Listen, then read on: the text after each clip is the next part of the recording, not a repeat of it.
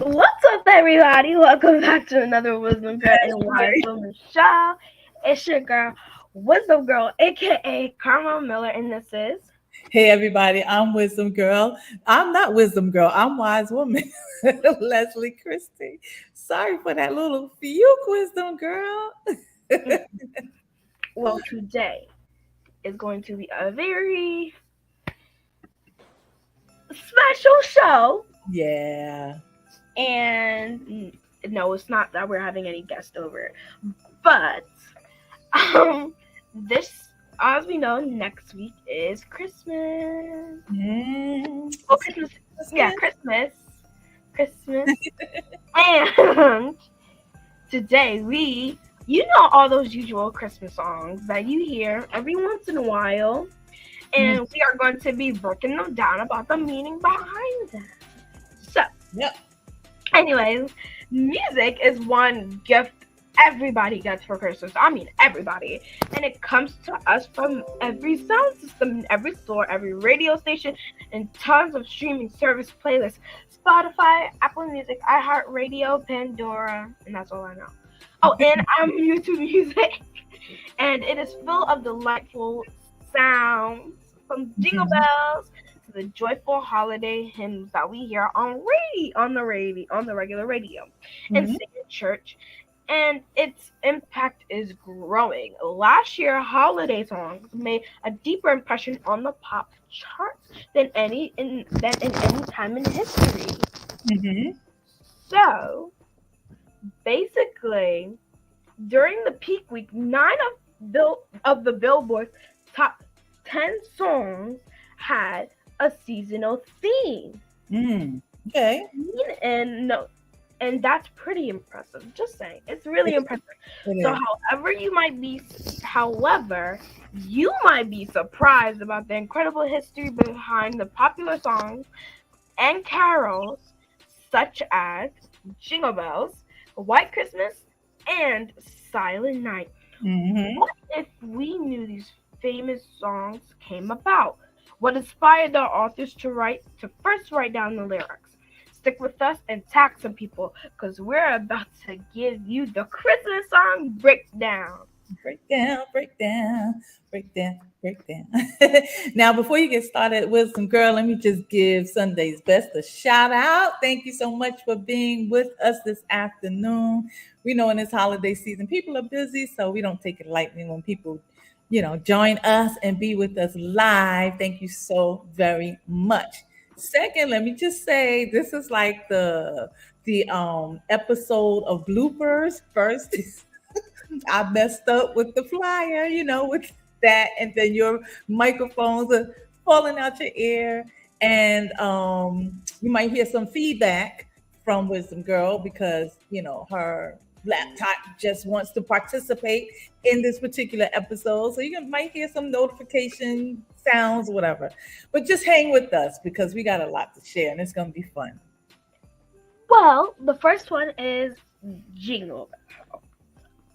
So, this festive, well-known Christmas song didn't actually was made for Christmas. Hmm. It was written by James Pierpont for his father's Sunday school class in Boston for the children to perform as a part of a Thanksgiving service in 1857. And Wow. it's not surprising that it doesn't contain a single reference to Christmas or the Nativity or any of the particular icons associated with the holiday. But yet, with this jolly melody, colorful sleigh ride, imaginary and join in sing along chorus, Hmm. it has been a musical staple of holiday programs for nearly 150 years and is possibly one of the best known Christmas songs in the world. Wow. Wow. Wow. Wow. Now that's interesting. Go ahead. When I was researching the history behind Jingle Bells, Mm-hmm. I was connecting, and basically I was reading this article and it was saying that it was published during Thanksgiving, but it was written in the summer. Hmm. Okay. So, and the article was labeled Sleigh Rides in the Summer. Sleigh rides in the summer. Now that's strange. Okay. 100% strange. Hmm. Well, unless you live in Antarctica or Alaska or any cold area or Minnesota. Yeah. I'm not gonna go down the list. So let's start and end it there. So, and that's maybe what started your favorite series to watch in July on Hallmark, Christmas in July. Or what made them start doing Christmas in July. And a lot of people do that now. Like it's a thing. It's definitely a thing. You can shop Christmas in July. You can go to certain events Christmas in July. You can watch Christmas movies in July, which I love, by the way, because I'm like, listen, I'm ready for some Christmas. And so, but that's interesting that it was a Thanksgiving song. It was written as a Thanksgiving song and not necessarily a Christmas song. Wow. Okay, good one, Wisdom Girl. Good one. Well, I have one for you too. So, White Christmas, the song White Christmas, which we all love, right? Not only is White Christmas the biggest holiday, the biggest selling holiday track of all time, it's estimated by Guinness World Records to be the biggest selling song ever. I mean, like ever, like bigger than anything Whitney Houston wrote, bigger than Mariah Carey, bigger than Michael Jackson, bigger than Stevie Wonder, which you know. Okay. Let's stop and end it right there. But this is what Yeah, Whitney. But then when you start coming for Stevie Wonder, I'm just saying. That's what we it's. have to talk after the show. I didn't write it. This is the Guinness World Records. That it's the biggest selling song ever. It's amazing.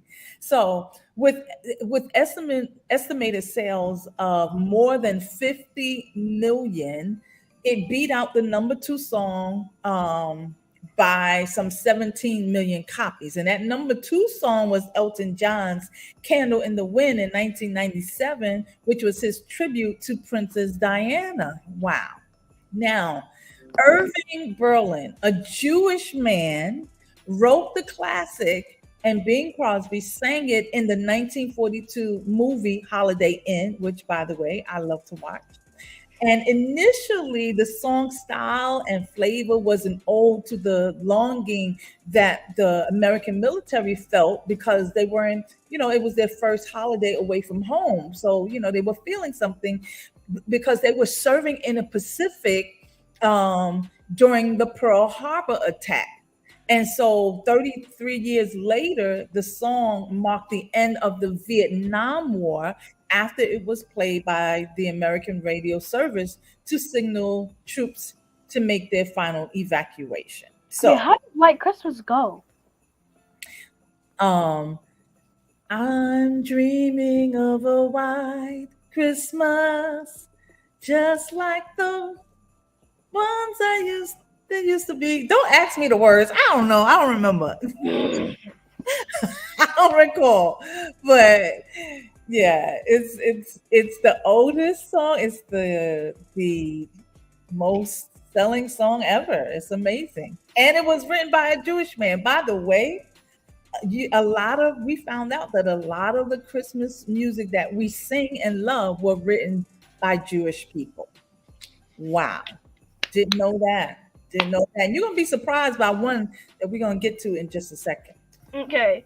Well, the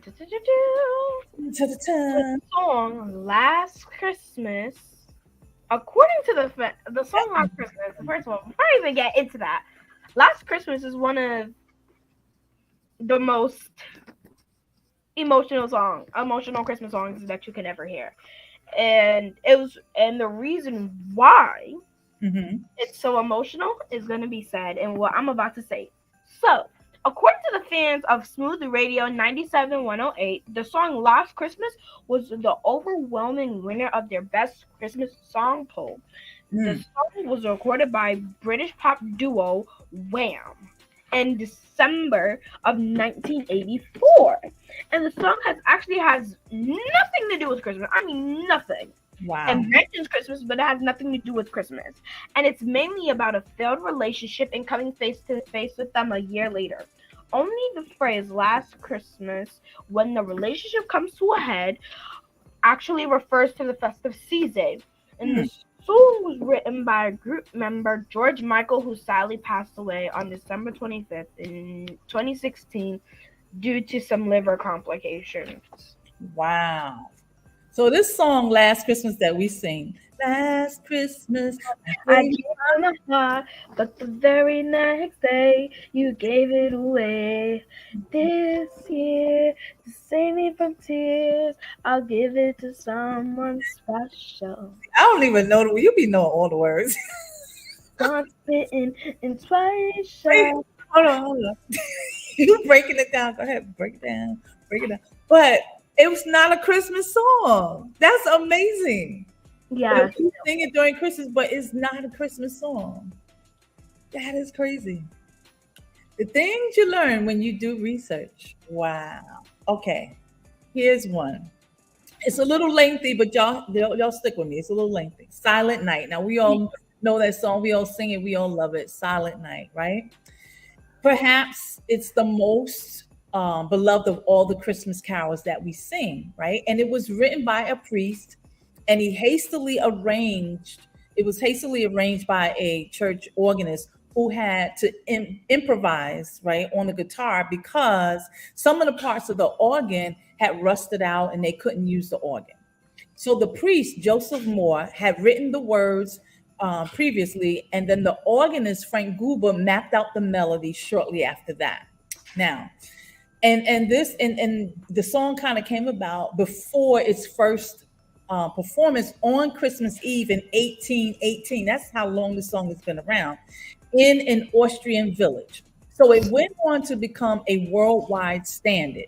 And on Christmas Eve during World War One, fighting was temporarily suspended along several battlegrounds in Europe while soldiers on both sides, right, enemies on both sides, turned on their radios to hear a broadcast of an internationally famous Austrian opera, opera star performing the song. Her name was Ernestine Schumann Hank, I think is how you pronounce her last name. I'm not sure. I'm probably jacking it up. But anyway, she had two sons, right? Listen, she had two sons. One was fighting for the Allies, and the other was fighting on the side of the Germans. So they were fighting the opposite sides during World War One. And so for the story goes for a few tranquil minutes during the world's first great war, right? The song's powerful, hopeful message of heavenly peace rang dramatically true. And so they were able to like have a few minutes of peace while they all were listening to this opera singer sing the song. And there's a film that came out in 2002 called Silent Night, starring Linda Hamilton, that's loosely based upon this story. So it's incredible how these songs first were written and the history behind it. Again, another song that was written during wartime, and it was a Christmas song. Amazing. Who knew? Who knew? who knew? Amazing. Well, there's other song. I think the next one is "Do You Hear What I Hear?" Now this song is very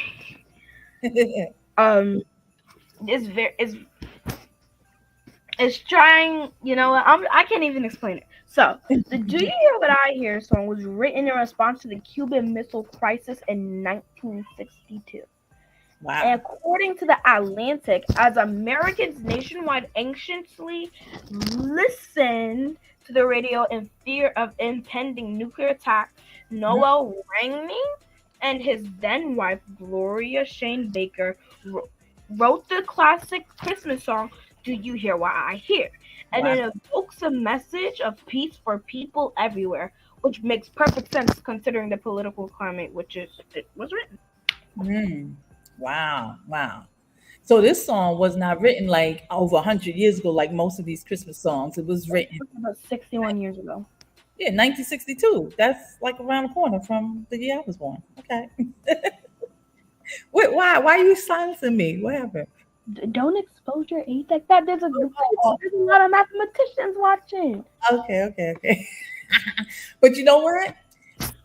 That song was written during the Cuban Missile Crisis, right? And I'm wondering if when they wrote the song, "Do You Hear What I Hear?" were they talking about missiles, bombs and stuff like that, or were they talking about what the song ended up to be about? I'm wondering. We got to do a little bit more research on this song because it could have had a whole different a whole different meaning, just like the song by Wham! Last Christmas. Could have a whole different meaning than what we think it actually means. Makes you go, hmm. All right. What else is next? What we got? Oh, Holy Night. Oh, Holy Night. You want me to take that one? Yes. Okay. Oh, Holy Night. Oh my gosh. My favorite song, my favorite Christmas song. So, the hauntingly beautiful Oh Holy Night. And y'all know it is a little, it got a little eerie flair to it, but a beautiful eerie flair, right? So it was an instant hit, but it was banned by the French church soon after it became a hit. So in 1847, right? Just kind I was of like 100. yeah, Oh, 100%. 100. right. Just kind of explaining these songs are old songs that still ring true today. So in Yeah. 1847, I'm not sure. say it again. It might be 113 years old. I don't even know. 115. Oh, Maybe? that's what we know. We don't even know. That's So true. a French parish priest asked a local poet to write a Christmas carol, right? Even though the poet was not a believer. This poet was not part of the church, was not a believer. The poet wrote the beautiful lyrics and then asked a composer friend to create the music. So the magnificent carol quickly spread throughout France. And even though it spread throughout France, the local church soon discovered that the author was a socialist and the composer was Jewish. And so the local church banned the song for a period of time. But the people, they continued to sing it. And then in 1871, on Christmas Eve, during the Franco Prussian War, a French soldier ran out of his trench unarmed and began to sing this carol. Silence fell across the battlefield, like everything stopped. And then when the guy was finished, when the soldier was finished, a German soldier then came out and sang a favorite German carol. And so because of that, there was a Christmas ceasefire that followed. Amazing. That is like mind blowing that two Christmas songs, one written by a Jewish man and the music by a socialist could cause the war to cease. That is amazing to me. Wow. The power of music. Come on. The power of music. It's something to be said. Apparently, it really doesn't have anything to do with the movies. I thought that only happened in the movies. Listen, it's real. I mean, if music could just kind of take its that type of form now, it would change the world. Because this is what I'm learning. This music, 100 years ago, during the war, when we were constantly in war, it changed everything. It stopped everything. A song would cause a ceasefire. That's crazy. Silent Night will cause the opposing groups, to just kind of put their weapons down and be friendly. I mean, if music could take on the form that it did then, the world would be changed. Absolutely. Okay, so here are the last two that I'm gonna do Okay. because they're my favorite. Okay. First one is this one is a Christmas song. Okay. And the Christmas song was written, sounds like it was written in front of a roaring fire during the coolest of the winters. But that's the furthest from the truth. Let me just say that right now. And Wow. the song was written by Mel Torme and Bob Wells in the summer What? of 1944 during a blistering and scorching heat wave. According to Time magazine, the songwriters wrote the Christmas song preferably known as the chestnuts roasting on an open fire in in just 45 minutes. Wow. There's a way to cool down. And they were not trying to write a Christmas song. Nat Cole King was the first to record the song, and this version is still the most popular one. Wow. So they were just trying to cool down. It was in the summer, it's in the heat wave, and they were just trying to cool down and wrote the song in 45 minutes. Yeah, I'm still trying to remember how it goes. I think it's chestnuts rolling in an open fire. I think the notes are wrong. I don't know. Jack Frost nipping at your toes. I don't know what it is either. Okay. This is a little wordy, so I'm just gonna give you the last. But I'm trying to serenade our audience. All right. 12 Days of Christmas. This is just too much, so I'm just gonna cut to the end. Okay. As the story goes, the 12 Days of Christmas was written as one of the songs to help young Catholics learn the tenets of their faith, but in secret. It was a memory aid because if you were caught with anything Catholic, you would not only get imprisoned, but possibly hanged amongst other horrific. Wait a minute. You would if you were a practicing Catholic, it was a crime back then. You could get hung. Yeah, and a bunch of horrific things that I don't want to say right now. Wow. So, parents use this Christmas carol to teach their children the Christian principles. The partridge in a pear tree is Jesus Christ. 2 turtle doves represent the Old and New Testament. 3 French hens represented the faith, hope, and love. The 4 calling birds were the 4 Gospels: Matthew, Mark, Luke, John, and so on. So, just to get a reminder, the 5 golden rings actually represents the first 5 books of the Old Testament: Genesis, Leviticus, Numbers, Deuteronomy, and Exodus. And the 6 geese of laying are the 6 days of creation. And the swans are the gifts of the Holy Spirit, which happen to be love, joy, all that stuff. And 8 maids of milking are the 8 beatitudes. I don't even know what that is. In Matthew. I don't even know what that is. And 9 ladies dancing are the 9 fruits of the Holy Spirit, which are and then the 11 pipers are the 11 faithful apostles, which are Paul. That's all I remember, Paul. And the 12. Go ahead. And the 12 drummers drumming are the 12 points of the doctrine in the Apostles' Creeds. Okay. I don't know what that is. You know what? You learned something. Sunday's Best, Sister Carol said she was just singing the other day, the 12 Days of Christmas. But you learned something about the original lyrics that somewhere along the line, the lyrics was changed. And this is not the right order. This is not the right. It's not. Which is crazy because how did it get changed? Okay. I don't even know. So here's how it really is supposed to go. This is 100% different than how it's supposed to be. So it's to go the 12th day of Christmas. Don't say the whole thing. Don't got time. Basically, the last part is the 12 lords of leaping.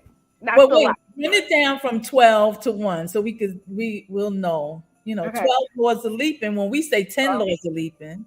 The 12th day of Christmas, my true love gave to me.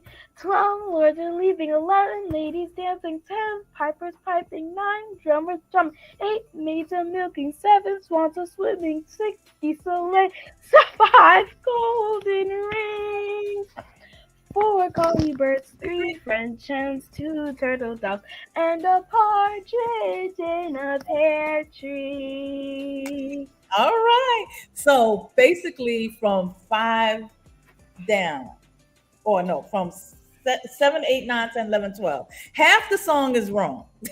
Yeah. I believe. Yeah. Wow. Who knew? We got to find out who. We know that the Catholics wrote. We understand that now, which is amazing to me. That's genius that somebody decided to write this song and teach the tenets, the Catholic tenets. Christians also, if we were to give you some more history about this, Christians also say, a Christian group, they lay hold to this song too, that they had something to do with it. But it's a it's a whole debate, as Yeah, which has already said. But in I school, mean, and yeah. we have learning about the 5 major religions, Mhm.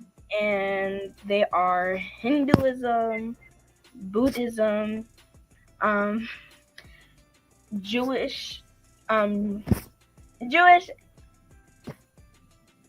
Christianity, and Islamic culture. Yeah, yeah.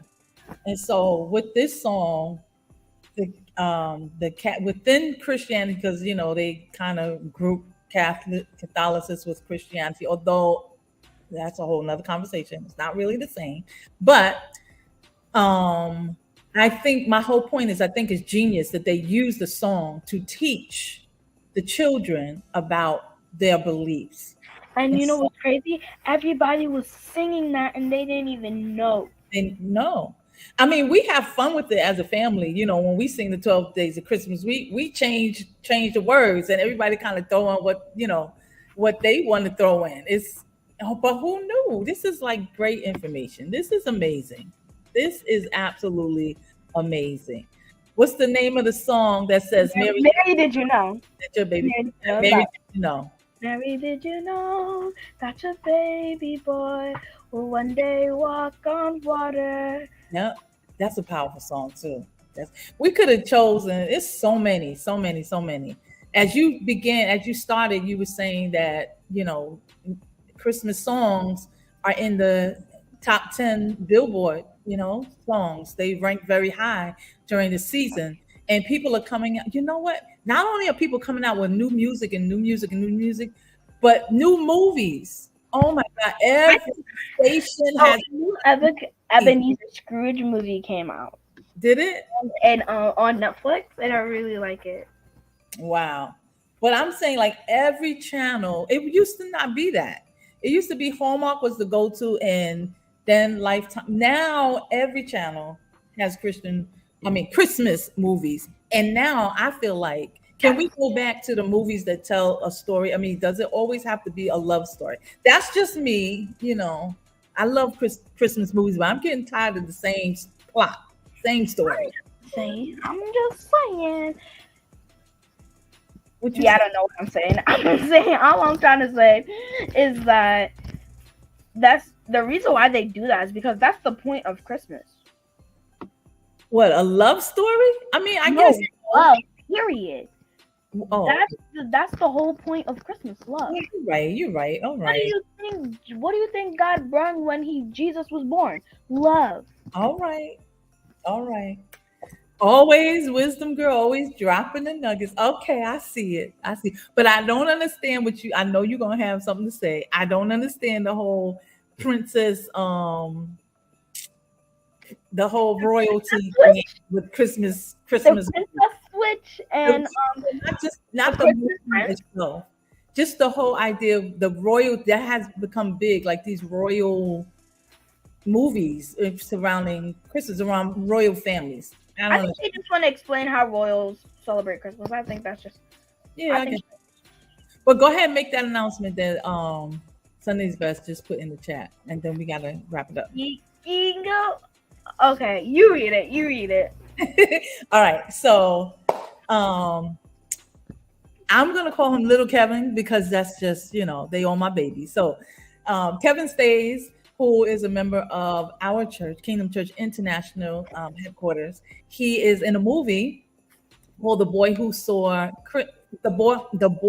Christ, and it's now on Tubi. He did that same. He was in the play that Incarn does. Incarn from Mount Pisgah Baptist Church that Wisdom Girl was a part of for several years, and we saw something in Kevin and introduced him to Incarn. And so now he's in this play. In the movie that's on Tubi, and you can just just search for it, The Boy Who Saw Christ, and then you'll see it there. So Congrats to Kevin. We're so proud of him and proud of all that he is doing, and proud of his parents for allowing him to do these great and mighty things. Amen. Amen. All right. Listen, girl, we got to get out here. We are over time. So, what you got to say to our Don't forget people? to like, share, subscribe, follow, friend, all that good stuff. And we will see you on our next show. Yeah, we certainly will. And please make sure that you like, subscribe, that you do all those things. Go to our website, which is the most important thing. And please become a member, excuse me, of Be a Wisdom Warrior by signing up and subscribing on our website, www.wisdomgirlwisewoman.com. We got some major things coming up in 2023, and we want you to be a part of that. All right. We love you. We thank you so much for hanging out with us today, and we will see you on Christmas Eve. Bye-bye, everybody.